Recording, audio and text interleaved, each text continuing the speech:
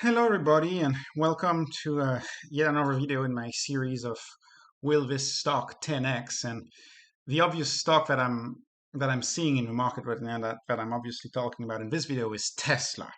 Now, there's so much info on Tesla, and in fact, I'm pretty sure this video will get very few views because there's so many channels on Tesla, so many podcasts that are, in fact, um, I think there's more than 100 YouTube channels on Tesla alone. So there's so much to be said about Tesla, which is why I will keep it very short. I'm very fascinated by Tesla and I'm passionate by Tesla. Like a lot of people, I think, today in investing, Tesla is a fascinating company, really redefining the way we do business, redefining agile, redefining the speed at which companies move, redefining one of the largest industries, right? A car is the second biggest purchase that anybody makes, and they're going to redefine that. They are well on their way to redefine that. It's just a fascinating story, and it will warrant an entire YouTube channel about Tesla. And there's plenty of YouTube channels about Tesla. So I just want to focus on one point on Tesla to describe them. We all know what they do.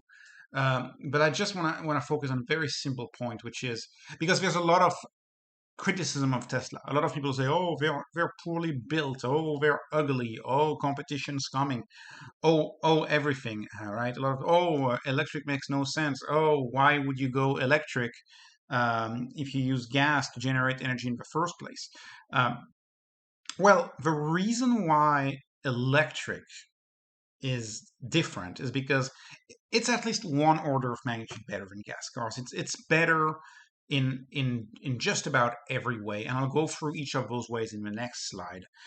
But perhaps the most important thing for a car is cost, right? Uh, Cars are costly to operate, and mostly they're costly to operate because they're ICE cars, right? Internal combustion engine, and they use gas, and the gas prices are up and they're probably going to keep going up, I would assume, because of the underinvestment that there's been in the oil and gas industry. They're underinvested, and so I don't see gas prices go any lower anytime soon. But even right now, right, even gas prices right now, um, which they could get much higher, but even with the gas prices right now, you make substantial savings by switching to a Tesla. That's why I think it doesn't matter what people think about the car. If the car saves them as much money I'm calculating it's saving them, people are just going to flock to Tesla and they're just going to buy Teslas, regardless of what they think, just because the product is so superior. And so this is my first quote here. When a product is so great, when a product is so superior, when it's a 0 to 1 type of product, you do not need marketing. And the Tesla cars, Model 3 and Model Y, especially Model Y, are two examples of cars that will most likely never ever need marketing because they are so much better. So the value proposition speaks for itself. That's why you have to wait for months to get them, because the value proposition is so obvious. So I just made calculation, and I'm located in Texas. So gas prices as well as electric prices, everything's pretty cheap in Texas. So these numbers is perhaps taken from the spot where Teslas are the least compelling, but they are compelling here in Texas too, with very inexpensive gas prices and electric prices. But the Model 3, so of course you charge the car. It's a 64 kilowatt hours for a full charge. That's what it takes you. So 64 kilowatt hours, that's 64, right? And I renewed my electric bill, much more expensive than it used to be last year, but I renewed my contract at 13.6 cents a kilowatt hour.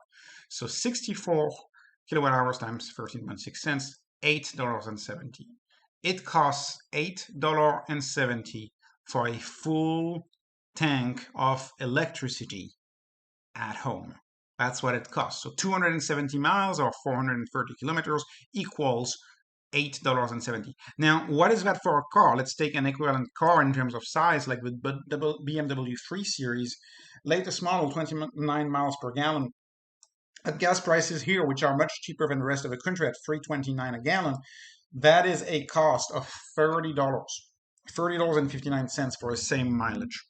So in an area of the country where gas prices are the absolute cheapest, it's about 3.5 times cheaper to drive a Tesla. About 3.5 times cheaper here in Texas it is to drive a Tesla.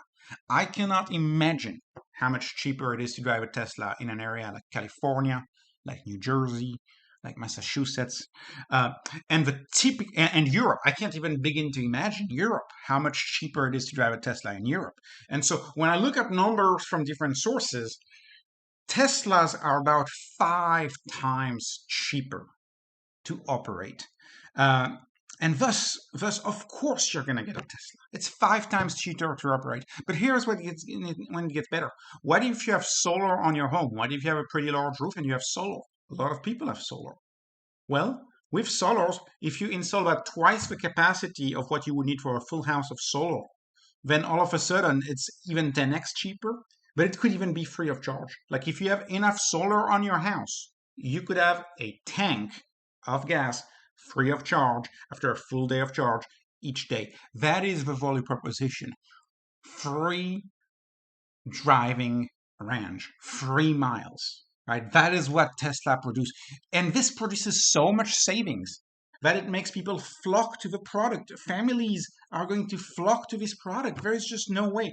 With my very, very low costs of energy here in Texas, a Tesla would only cost $612 a year to power for 19 miles a year, which is the average number of miles driven by Americans, versus a BMW here in Texas at $2,150 to power.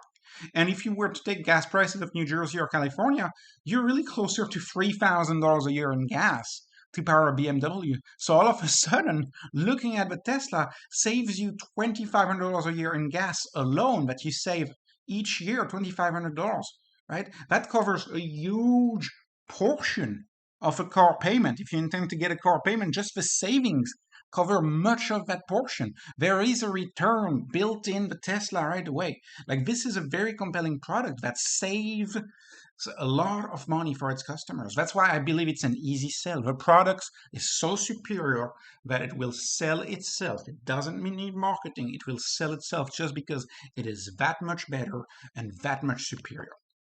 But that's just the cost. And so I'm not done because there's other things going on with Tesla other than the cost. So the cost of operation is typically 5x cheaper, as I've shown in my calculation. It's a no-brainer, but there's other, what I like to call hedonic adjustments, to take an inflation/Fed term here. What are other hedonic adjustments that make the car much better, other than the 5x you get from economizing on gas, like other than the savings that you make on gas? What is it? What else makes it cheaper, right? Well, makes it better. Makes it better for you. Well, for example, did you know that there's a whole part of a population, maybe one American out of two, who absolutely hates going to gas stations? Have you ever wondered why gas stations are so well lit at night? That's because oftentimes it's dangerous to go to gas stations. How many people in gas stations get attacked? How much vandalism? What occurs in gas stations? Like a lot of people don't want to go to gas stations. With a Tesla, you never ever step foot in a gas station again. For perhaps half of Americans, it's a very meaningful thing that you don't have to go to the gas station again. Then maybe you don't care. Maybe you love going to a gas station. Okay.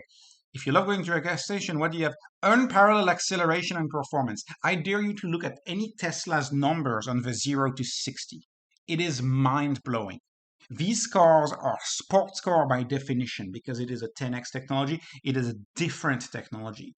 The technology makes it so that you have instant electric acceleration. They are not even playing in the same league as fast performance. So if you're a performance person and you enjoy a performance vehicle, a Tesla is a no-brainer. Much lower maintenance.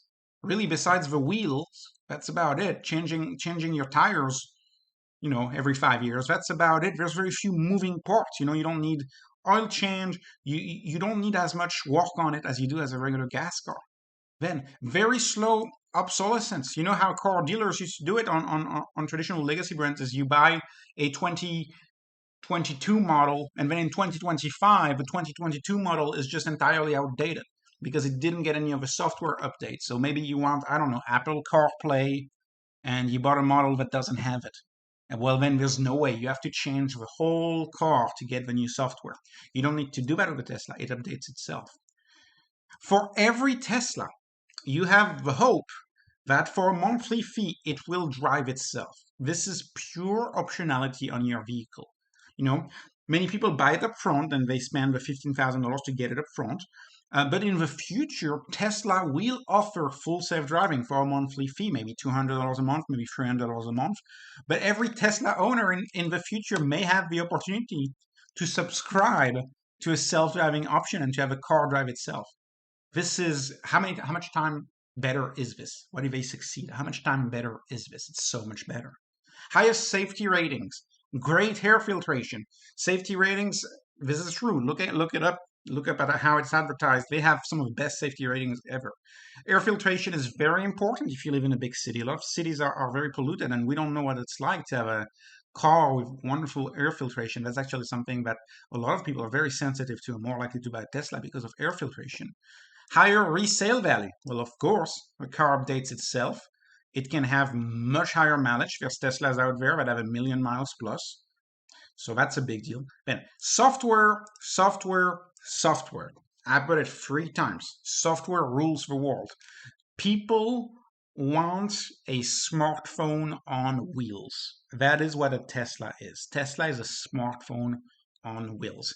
It is a powerful computer that you can use to do just about everything your family needs, from go to the internet, to use Google Maps, to play games, etc., etc., etc. And it updates itself. This is something that I don't think legacy players will ever catch up to. It is a software-based business, right? And then brand image. You know, if you know younger folks, you know that they see Tesla as the ultimate car, the ultimate luxury car. I would argue people under 40 are actively seeing Tesla as a very, very great brand. You know, Teslas are in video games. Teslas are in movies. Teslas are cool. Teslas are on the road. Teslas are made in forms of toys. Teslas are everywhere. It is the brand of the 21st century, no doubt, no doubt. It is our main brand, and much more. There is so much more, but feel free to look for hundreds of YouTube channels to talk about structural battery packs, robots, solar, everything else. There is so much more going on at Tesla that makes it a business with such optionality that is beyond belief. And I'm just focusing on the car. That's all I'm focusing on here, just the car. So I hope I was able to show you how the opportunity of the car is huge, is tremendous. So now let me go to my numbers, and again, it's tough. It's very tough for me to find a company in the market that has such compelling numbers. It's risk adjusted, I have a hard time seeing a better company. Now, I don't go all in on Tesla. I wouldn't go all in, but it's my biggest position. And I think it's the biggest position of a lot of millennial investors, right? It's because there is something going on with the company that is Apple-esque, that is very Apple-esque, right? Apple's of 2010, 2012, a lot of investors saw that in 2010, 2012, and they saw it right. Well, these same investors right now are seeing the same thing happening with Tesla. You know, Apple was very criticized in 2010, 2012. People didn't believe they could make this comeback. And of course they did. And they went against very powerful incumbents, you know, like Nokia. And they succeeded. And I believe it's going to be doing the same for Tesla. So Elon Musk has guided over and over again that they'll do about 50% a year going forward. They've done more. Their growth, their revenue growth has been higher over the past few years, actually. But 50%, it's a tremendous growth rate. Eventually, that growth rate is our return. That's what I want to emphasize there. It's the most important metric. And it's very believable that it's going to be at least 50%, if not more. I calculated the growth runway here. There's about a $4 trillion yearly market. That's the revenue, yearly revenue each year is $4 trillion for cars. And Elon Musk right now, Tesla captures about 2%. Actually, not even 2%. They capture about 2%. What if they grabbed 50% of 4 trillion? What if they were the Apple of cars? What if one car out of two was a Tesla? I mean, imagine how huge that company would be. It would be insane. Um, Not only that, but I estimate there's probably a good $1 trillion of induced demand because of full safe driving. If they crack the code on full self driving, all of a sudden, people who can't drive, people who don't want to drive, people who are too old to drive, they still want to get around. So what are they going to do? They're going to buy Teslas just because the Tesla has full self driving. So that's going to create new demand that may be added on top of the 4 trillion. And of course, a lot of people say robotaxis, for example, which is another thesis of Tesla, will reduce the size of the market because most people won't buy cars. But that remains to be seen, because don't forget that emerging nations are still getting richer and richer, and they want cars, and they've never had cars before. So either way, regardless of what happens 10 years from now, the market is going to be tremendous as far as the size of the growth runway. It's going to be tremendous. They've not even begun to capture the size of that. So let me go through some headwinds. What are some headwinds? Well, competition is coming, right? That's the big thing. Everybody says competition is coming. Is competition coming? I don't think competition's coming. Legacy players, they've been saying they were going to compete for the past 5 years. They don't want to do it. Recently, Toyota realized that they needed to start thinking about electric. They didn't want to do it. Legacy players do not want to do EVs. And let me get crazy and let us assume that legacy players can actually make a competitive car. And you can have Ford and you can have GM make a competitive car to Tesla, competitive in every way. I have a question for you. How do they get the batteries? How do they get the batteries? The market is supply constrained, and the one company that has done the work to get the needed batteries, the only company that has done the work to get the needed batteries to make cars is Tesla, and perhaps to a lesser extent, the Chinese automakers like BYD, to a lesser extent. So that's why I believe the future, because there's no way. Like the legacy players, they haven't done the work on the batteries. Like even if you assume they're gonna make great cars, they need batteries. Everybody needs batteries, and who has secured the supply? Well, it's the Chinese, a little bit, and mostly Tesla. So that's going to be an amazing decade to look at. It's going to be an absolute amazing decade to look at. I believe the Chinese EVs are really the only quote unquote competition. And I think the Chinese automakers are going to conquer the world along with Tesla. Tesla being the high-end product, just like the Apple iPhone, and the Chinese EVs, BYD, NIO, being the more economical EVs. And I think these will be run by a software. Maybe a software developed by NVIDIA, maybe a software developed by Apple, maybe by Google. We don't really know which software, but there will be a software installed on these EVs. And I think we'll get into a duopoly with Tesla, the fully integrated company with its own software and its own hardware on the one hand, i.e., the Apple analogy, and then all the other players on the other hand with one software on board. That's what I think there will be. Concentration, there's nothing alarming about concentration. I mean, you could say there's some country concentration. You could say United States, China is a big bulk of the business, but it's just growing. It's just growing so fast. So I don't think this is a problem.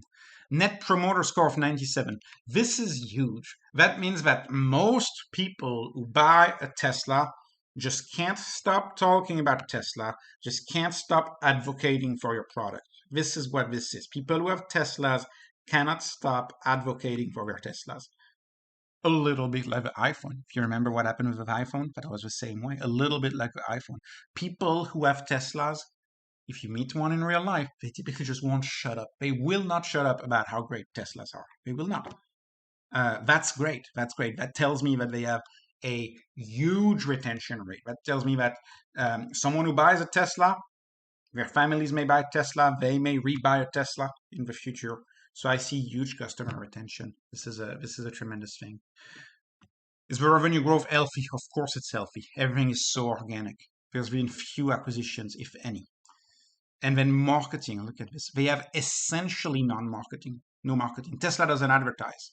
Like they've done study on Super Bowl ads for all of the legacy EVs, GM, Ford, who do ads for their EVs.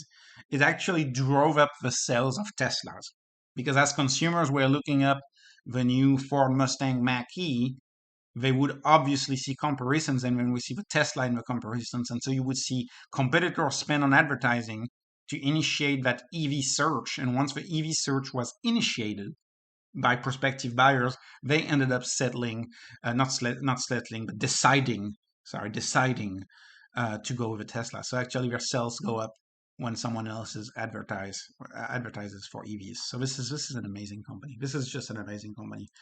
Let me move on. Any bankruptcy risk? They've had two. They've been on the edge of bankruptcy twice, but this is not the case anymore.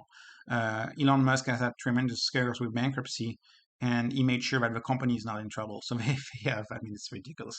They have $21.1 trillion of cash on the balance sheet, and the free cash flow is, of course, positive, but 6.5 trillion.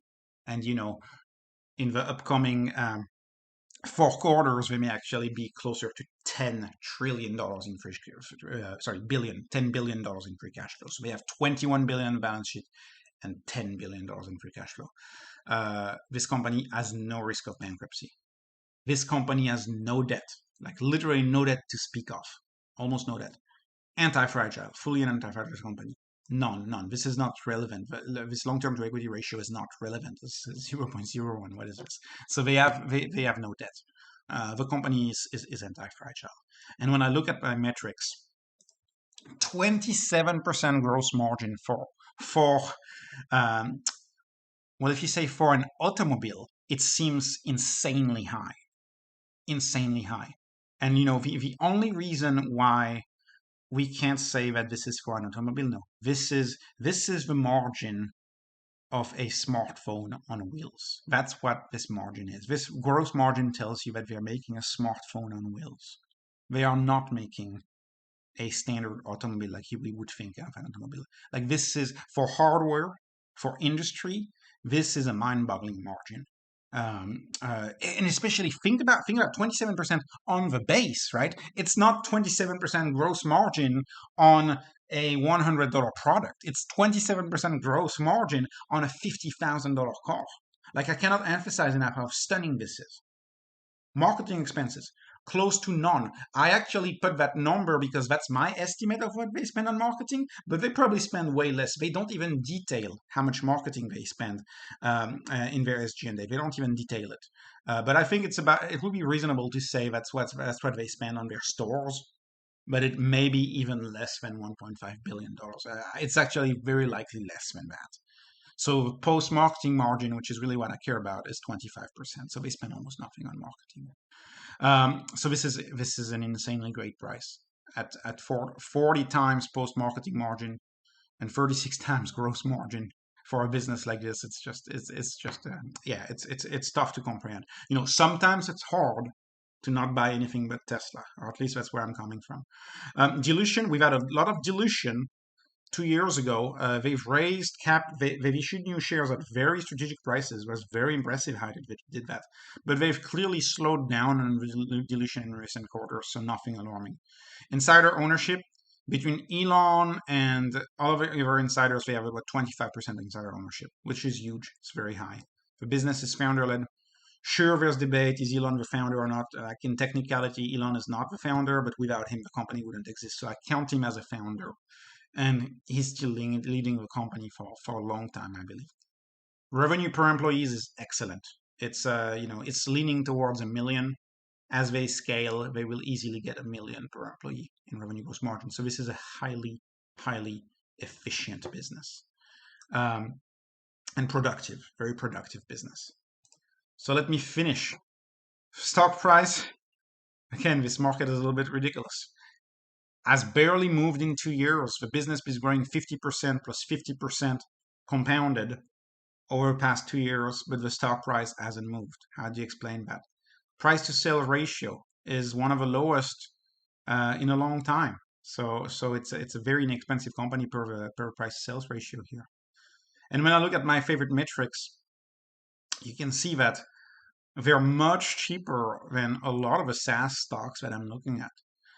They're much cheaper. Aside maybe Datadog, they're much cheaper than a lot of the SaaS stocks that I'm looking at. So I do believe this is a company that will have no issue exceeding the 15% a year required to beat the US dollar dilution, to beat the denominator. I don't think this company will have any issues beating it. And I'll conclude this video by having a little fun. So let's assume that Tesla can 10x. Well, if it 10x's in 10 years, that would be a $6.7 trillion business. That would be tremendous. That would be huge. Elon actually spoke out in the last earnings call and said that he thinks it's entirely possible to do that. And I really believe so too. But take into account dollar dilution, account for dilution. So what is dollar dilution, right? $1 today is worth $1 today. But $1 in 2027, that will only be worth 50 cents of today. And $1 in 2032, that will only be worth 25 cents of today. And this is based on my 15% expectation of dilution of the US dollar. And you can see the link to this foundational video of my channel in the description. So if $1 in 2032 is worth 25 cents, then really $6,700 billion in 2032 would be much closer to 1,675 billion today, right? So and then it doesn't become as far-fetched, right? Because that's the size of the top 3 big tech companies, right? That's the size of one Google. So it doesn't seem as far-fetched to imagine a 10x when you take into account the dilution of the US dollar, which in my opinion is inevitable.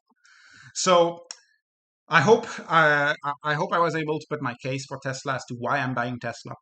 I think it's a wonderful deal. None of this is investment advice, and never and will never ever be investment advice. This is just for entertainment. But I hope you liked the video, and don't forget to like and subscribe. And I'll see you in the next video. Thank you all.